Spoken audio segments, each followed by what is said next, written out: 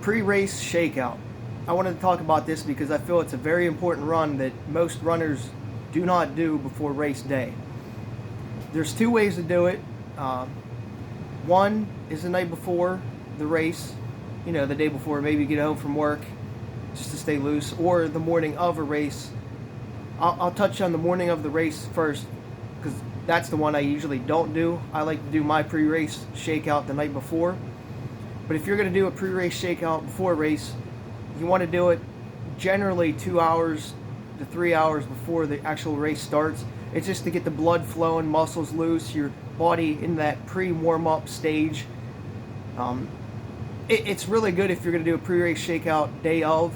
If you traveled a couple hours, to a race, that way maybe the travel got you a little stiff, or maybe you didn't sleep the night before great. So it gets your body active again and your muscles engaged. But you don't want to do it where you're exerting yourself a lot. You don't want fatigue going into your race. That way you can't perform your best. But me personally, I do my pre-race shakeout every week because I race every week. I do it the night before. I do a simple, we'll say like a 3 to 4 mile run usually. Probably about 2 minutes slower than my usual, training run. Maybe a minute, somewhere in that range. I'm just trying not to sweat too much, get too fatigued, not making it really hard. If I'm doing like a 5K in the morning, I'm still going to do like 3 to 4 or if I'm doing like an ultra, I'm still doing that 3 to 4 range the night before. So if the race is Saturday, that Friday night after I get home from work, I just get out and get muscles loose and stuff like that. I know a lot of people take time off, days off, leading up to a big race, maybe a marathon, or maybe you are doing an ultra, so you take a couple of days off. Well, studies have actually shown that when you take a couple of days off, I think it's 3 consecutive days, you actually start to lose your endurance and stuff like that.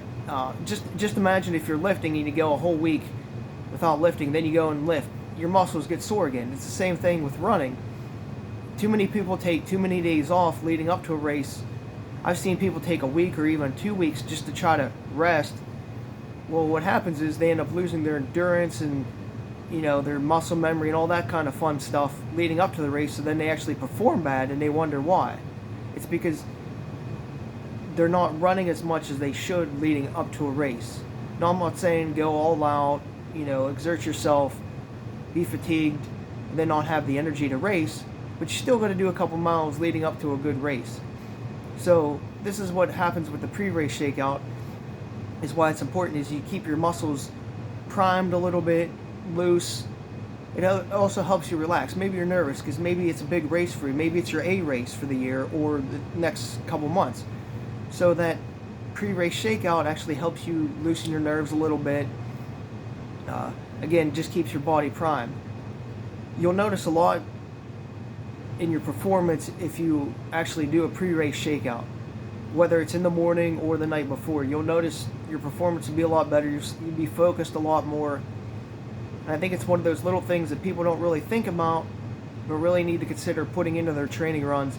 And the people I've talked to about incorporating it, they've all had positive feedback and they really enjoyed the tip that I gave them. And I hope you do too.